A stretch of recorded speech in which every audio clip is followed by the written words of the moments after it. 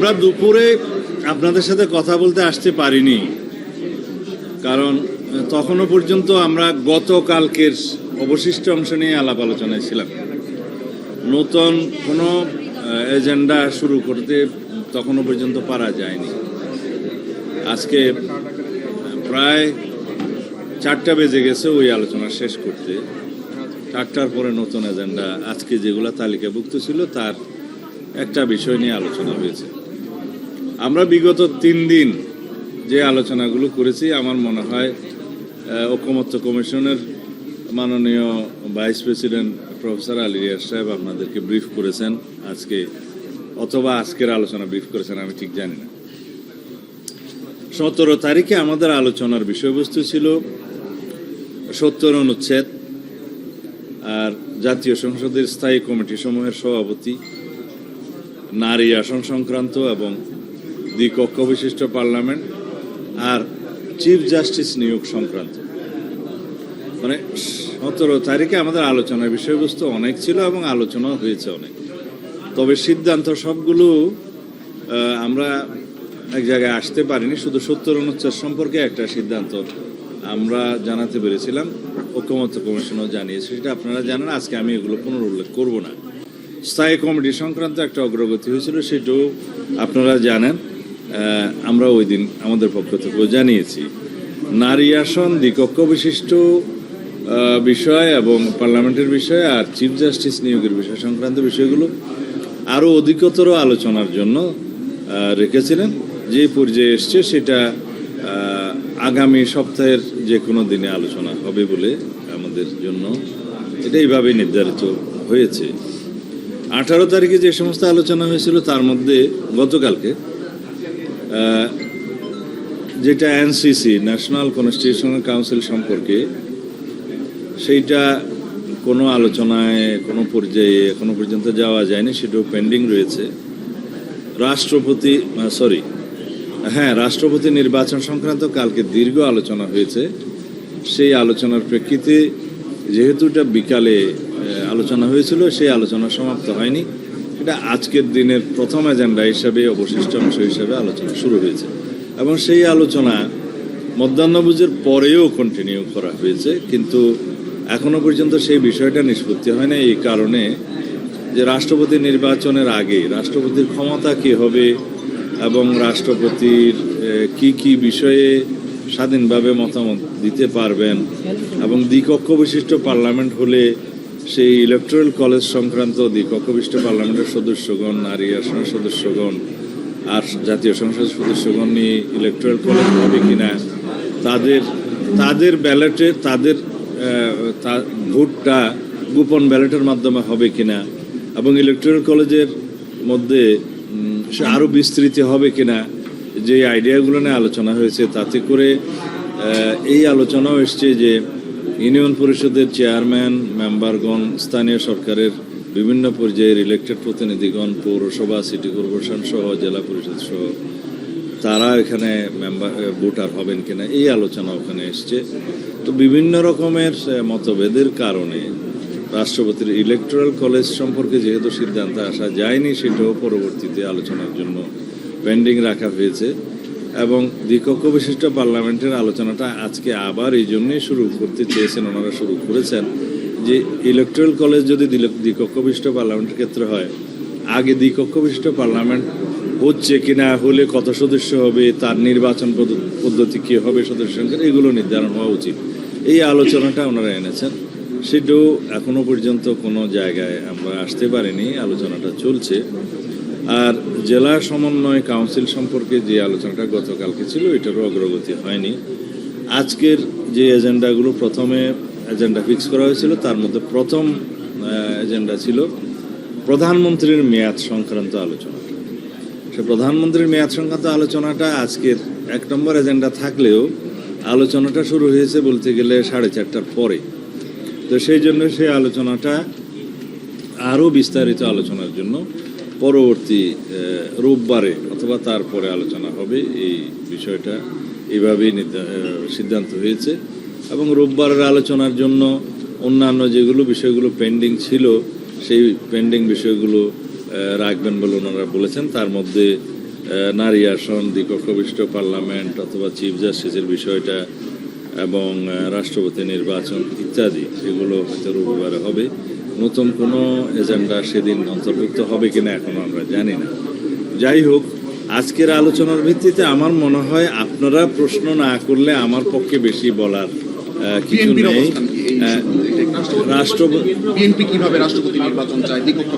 রাষ্ট্রপতি নির্বাচনের বিষয়ে আমাদের দলীয় অবস্থান সংস্কার কমিশনে যেভাবে আমরা লিখিতভাবে জানিয়েছিলাম এবং পরবর্তীতে আলোচনা হয়েছে, তা হচ্ছে রাষ্ট্রপতি নির্বাচনটা বিদ্যমান পদ্ধতিতে বর্তমান সংবিধানে যেভাবে আছে সংসদ সদস্যগণ নির্বাচন করবেন।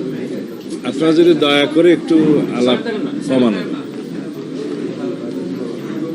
সেই হিসাবে আমাদের প্রস্তাব আছে। তবে সেই প্রস্তাবের সাথে আমরা অ্যাড করেছি পার্লামেন্টের সদস্যগণ 300 সদস্য যারা সরাসরি নির্বাচিত হবেন, তারপরে মহিলা আসন যদি 100তে উন্নীত হয়, বর্তমানে 50 আছে সেই সদস্যগণ, তাহলে 400। আর যদি দ্বিকক্ষ বিশিষ্ট পার্লামেন্টে স্থাপিত হয়, সেটার নাম সিনেট দেয়া হয়েছে, পরবর্তীতে সেই নাম ফাইনালি কি দাঁড়াবে সেটা এখনো জানি না। তার সদস্য সংখ্যা যদি 100 হয়, যেটা আমাদের প্রস্তাব, তাহলে এই 500 জন সদস্যদের ভোটে রাষ্ট্রপতি নির্বাচন হবে। এখানে একটি আইডিয়া এসছে যে তাদের ভোটটা কি ওপেন হবে নাকি গোপন হবে।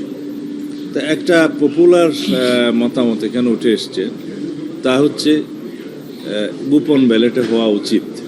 তা আমি আমাদের দলের অবস্থান এবং কনস্টিটিউশনাল ইন্টারপ্রিটেশন নিয়ে যে কথাগুলো ওখানে বলেছি আপনাদের সামনে বলতে পারি।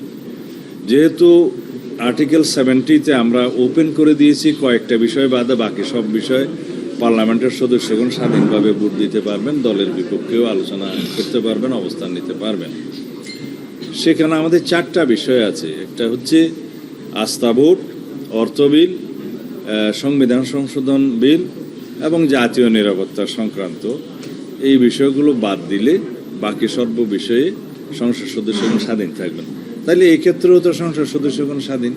তো সুতরাং এই স্বাধীনতা ভোগ করে যদি সবাই একটা সর্বসম্মত সিদ্ধান্তে আসে যে গোপনীয় ব্যালটের মধ্য দিয়ে এই 500 সদস্যের ইলেকট্রাল কলেজের সবাই সংসদ সদস্যগণ বুদ্ধা হাউসের, তারা যদি গোপন ব্যালটের মাধ্যমে রাষ্ট্রপতি নির্বাচন করেন, সেখানে স্বচ্ছতা, নিরপেক্ষতা সবকিছু বজায় হবে বলে আমরা মনে করি। তবে সেটা সিদ্ধান্তের বিষয় এবং এই সিদ্ধান্তটা আমাকে আমার দলের পক্ষ থেকেও অনুমোদন নিয়ে আসতে হবে। যদিও কনস্টিটিউশনালি এটা মোটামুটি একটা গ্রহণযোগ্য সিদ্ধান্তের মতো হয়ে যায়, যেহেতু আমাদের আর্টিকেল 70-তে এটা ওপেন করা আছে। এটা হচ্ছে আমাদের অবস্থা। আর ইলেকটোরাল পিআর পদ্ধতিতে নির্বাচনের ব্যাপারে বিএনপির মত কি? পিআর পদ্ধতিতে সংখ্যানুপাতিক পদ্ধতিতে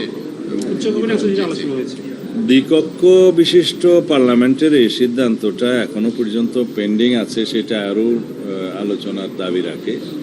তখন যদি একটা পর্যায়ে দাঁড়ায়, যেমন আমাদের কনস্টিটিউশন অ্যামেন্ডমেন্টের ক্ষেত্রে আমরা উভয় কক্ষে 2/3 ভোটের মধ্য দিয়ে কনস্টিটিউশন সংশোধনের প্রস্তাব আমরা রেখেছি এবং সেটা অনেক দলের পক্ষ থেকে আছে, রিটেন আমরা দিয়েছি এবং সংস্কার কমিশনের পক্ষ থেকে আছে।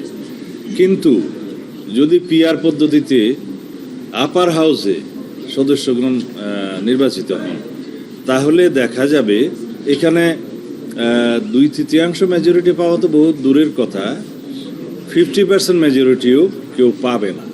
কারণ আমাদের ইতিহাসে, সংসদ নির্বাচনের ইতিহাসে, আমাদের পলিটিক্যাল কালচারে সব কিছু অ্যানালাইসিস করে দেখা যায় বাংলাদেশের জাতীয় সংসদ নির্বাচনগুলোতে কোনো দল সর্বোচ্চ 40, 41, 42 জোট সহ এর বেশি পায়নি।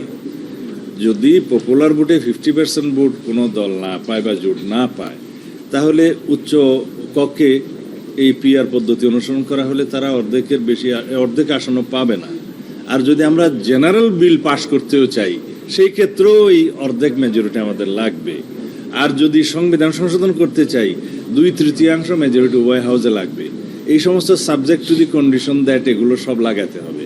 সেই ক্ষেত্রে যদি আপার হাউসে সংবিধান সংশোধন বিল এবং জেনারেল বিল পাশ করার ক্ষেত্রে যদি কন্ডিশনস এরকম হয় যে জেনারেল মেজরিটিতে হবে বা তার চাইতে কম ভোটে হবে, তখন কিছু কিছু বিষয়ে আলোচনায় আসবে, বাট এটা আমার দলীয় অবস্থান নয়।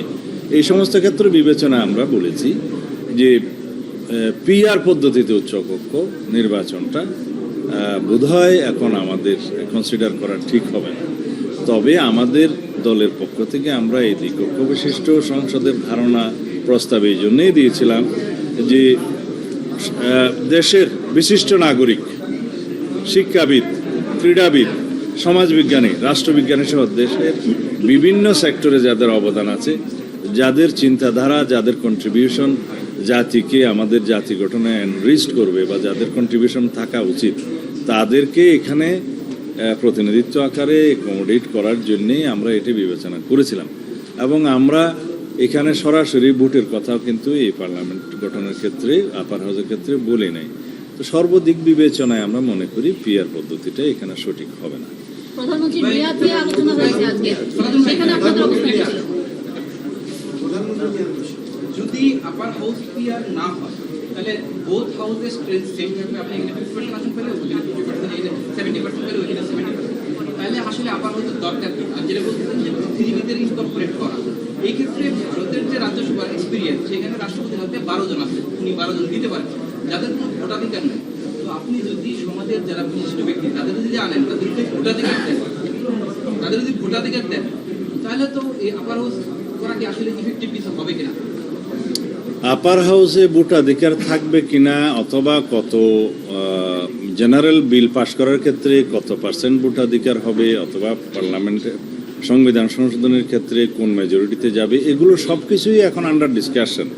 এখন এই বিষয়ে আমি কোনো কথা ফাইনালি বলতে পারবো না। আমাদের 31 দফার বর্ণনা মতে আমরা যে প্রস্তাবটা দিয়েছি তাতে হলো যে দেশের বিশিষ্ট নাগরিক, বিশিষ্ট শিক্ষাবিদ, বিজ্ঞানী, রাষ্ট্রবিজ্ঞানী, সমাজবিজ্ঞানী, ক্রীড়াবিদ এবং বিভিন্ন সেক্টরে যাদের অবদান আছে, যাদের অবদান আছে, তাদের চিন্তা ভাবনার মধ্য দিয়ে, তাদের কন্ট্রিবিউশনের মধ্য দিয়ে জাতি উপকৃত হবে এবং ন্যাশন বিল্ডিং অ্যাক্টিভিটিসে তাদের সংশ্লিষ্ট করা দরকার। এই আইডিয়া থেকে আমরা দ্বিতীয় পক্ষের প্রস্তাবটা আমরা করেছি। একই সাথে যেটা আপনি অন্য একটি দেশের রেফারেন্স দিয়ে বললেন, তাদের স্টেটটা হচ্ছে কান্ট্রি, আমি নাম বলবো না, ইউনিয়ন অফ স্টেটস, যে হচ্ছে এটা একটা ইউনিয়ন অফ স্টেটস, প্রভিন্সের, ওইখানে ফেডারেল টাইপ অফ, এটা কান্ট্রি, ওখানে ফেডারেল টাইপ অফ গভর্নমেন্ট। সেই চেতনার সাথে আমাদের ইউনিটারি টাইপ অফ গভর্নমেন্ট যায় না। আমাদের constitution starts with section article 1, this is Republic. আমাদের হচ্ছে যে Bangladesh is a Republic of কি ডেমোক্রেটিক, এটা না, সরি, এটা হচ্ছে ইন্ডিপেন্ডেন্ট সোভারেন একটা ইউনিটারি রিপাবলিক। এই কথাটা আর্টিকেল 1-এ বলা আছে। তার মানে আমরা হচ্ছি যে বাংলাদেশ এটা ইউনিটারি টাইপ, ইন্ডিপেন্ডেন্ট এবং সোভারেন রিপাবলিক এখানে বলা আছে। তো সেটার সাথে যারা ইউনিয়ন অফ স্টেটস হিসাবে, হ্যাঁ, সরি আছে, কিন্তু তাদের ইনস্টেন্সগুলো আমরা এখানে আনিনি, কারণ তাদের যে সোশ্যাল যে হিস্ট্রি, তাদের যে পার্লামেন্টারি হিস্ট্রি, তাদের দেশের যে ইকোনমিক স্ট্রেংথ এবং তাদের দেশের যে কালচার, তার সাথে আমাদের political culture, political social culture এবং আমাদের পলিটিক্যাল ইকোনমিক স্ট্রেংথ কোনো কিছু ম্যাচিং করে না। সেই জায়গায় না যেয়ে যদি আমরা বাকি অনেক বিষয়ের ক্ষেত্রে যদি সেই স্ট্যান্ডার্ডটা যদি আমরা চিন্তা করি, তাহলে সেটা হবে না। এখন আমরা যদি ব্রিটিশ স্ট্যান্ডার্ড ফলো করি পার্লামেন্টের সিস্টেমে, আমরা মনে করি না যে পার্লামেন্টের সেই স্থায়িত্ব বা সেই পার্লামেন্টের কালচারের স্ট্রেংথ এবং সেই হিস্ট্রি তাদের মতো এখনও আমাদের সমান হয়েছে। সুতরাং আমাদেরকে আমাদের পলিটিক্যাল কালচার, আমাদের সোশ্যাল স্ট্যাটাস এবং আমাদের পলিটিক্যাল হিস্ট্রি এবং আমাদের জাতির অবস্থান সব কিছু মিলে আমাদের চিন্তা করতে হবে। আমি এখানে আর প্রশ্ন আপনার ওটা এখানে কে বলছিলেন, আরো অনেকে কথা বলবেন।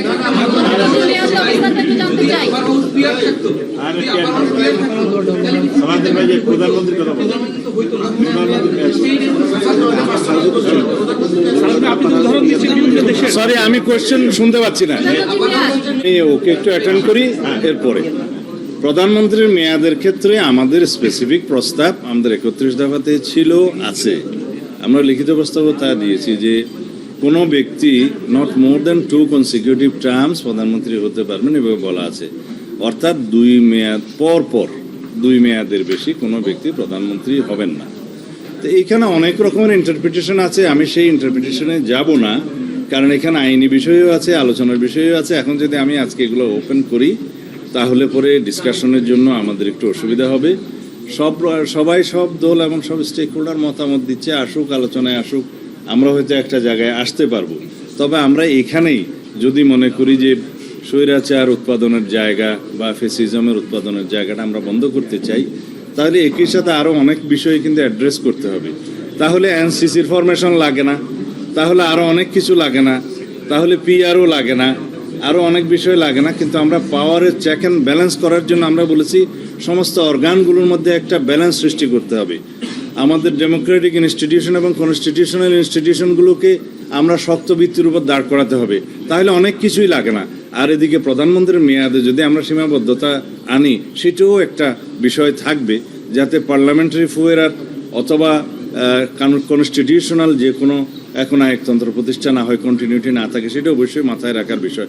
কিন্তু এটার সাথে আরও অনেক বিষয় জড়িত আছে, সবগুলো একসাথে রিড করতে হবে। শুধু এইখানে এক্সিকিউটিভকে আমরা একদম ভেরি লিমিটেড করে দিলাম, অন্যান্য জায়গাগুলোকে স্ট্রেংথেন করলাম এবং এক্সিকিউটিভ ফাংশন করতে পারলো না, এনসিসি গঠনের মধ্য দিয়ে তার ক্ষমতা খর্ব করা হবে। এগুলো সব যদি একসাথে রেড উইথ আমরা না করি, তাহলে জিনিসগুলো একসাথে সমাধান হবে না। আমরা আলোচনার মধ্য দিয়ে একটা জায়গায় আসতে পারবো বলে আশা করি। আরো অনেকে কথা বলবেন, একজন করে কি বলতে যাচ্ছেন? আচ্ছা, সবগুলো একসাথে নাকি? আমার একটা প্রশ্ন, সেটা হচ্ছে শর্ট করে করবা।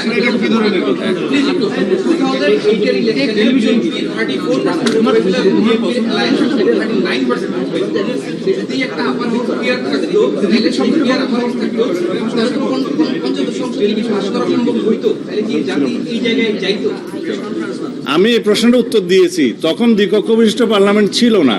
তখন যদি প্রপোর্শনেট আইডিয়াটা লোয়ার হাউসের জন্য প্রযোজ্য থাকতো, তাহলে পরে এটা লোয়ার হাউসের জন্য প্রযোজ্য হতো। দ্যাট মিনস যদি কেউ 40% ভোট পায় ম্যাক্সিমাম, তখন সে পার্লামেন্টে সিট পাবে 120টা তখনকার সময়ে, তাহলে অ্যামেন্ডমেন্ট হতো না। এখন একই আইডিয়াটা যদি আপার হাউসের ক্ষেত্রে আসে, সেই ক্ষেত্রে যদি আমরা কনস্টিটিউশন অ্যামেন্ডমেন্টের জন্য 2/3 মেজরিটি রাখি, জীবনেও কনস্টিটিউশন অ্যামেন্ডমেন্ট হবে না। আর কনস্টিটিউশন তো কোনো ধর্মগ্রন্থ নয়, এটা 10-20 বছর পরে, 25 বছর পরে সমাজের একটা চাহিদা থাকতে পারে, সেই ক্ষেত্রে যেতে হবে। আর এখন পিআর পদ্ধতিটা আপার হাউসের ক্ষেত্রে কোয়েশ্চেন করা হচ্ছে, not for the lower house. অবশ্য এটা পঞ্চদশ সংশোধন, it is all about lower house, এবং ওখানে পিআর পদ্ধতি ছিল না লোয়ার হাউস। Job please. আপনারা এই যে 500 সদস্য আপার হাউস এবং লোয়ার হাউসে 500 সদস্যদের ভোটে দ্বিতীয়বার মানে পরোক্ষ ভোটে রাষ্ট্রপতি নির্বাচন করেন, এটা একটু রিপিট করা হচ্ছে। ব্যাপারটা এমন কিনা আপনারা কি ব্যালট অনেকে মানে সকল রাজনৈতিক দল ব্যালট গোপন ব্যালটের মাধ্যমে হচ্ছে, সেটা তো আপনাদের এটা কি হচ্ছে? রিপিট করেন, যেটা হচ্ছে এই যে আপার হাউস এবং লোয়ার হাউসের আরেকবার বলছেন। আচ্ছা, এখন যদি একই কোয়েশ্চেন বারবার বলে তো অসুবিধা। আমরা বলেছি লোয়ার হাউস এখন ডাইরেক্ট নির্বাচন, যেটা হচ্ছে 300 আসনের, মহিলা সদস্য সংখ্যা আছে সংরক্ষিত 50, আমরা প্রস্তাব করেছি এটা 100তে উন্নীত করার। তখন যদি এটা কনস্টিটিউশন অ্যামেন্ডেড হয়, তখন হবে +50, তার মানে তখন 50 + 50 সহ মহিলা আসন হবে 100, তাহলে 300 + 100 400। আপার হাউস আমরা প্রস্তাব করেছি 100, যদি আপার হাউসে সবাই রাজি হয়, আপার হাউস প্রতিষ্ঠা হয়, 100 সদস্য হয়, তখন ইলেকট্রাল কলেজের সংখ্যা মানে সদস্য সংখ্যা হবে কত? 500। সেই 500-র কথা বলা হয়েছে, এটা তো বলেছি আগে, এটা আর রিপিট করার দরকার কি? Thank you very much.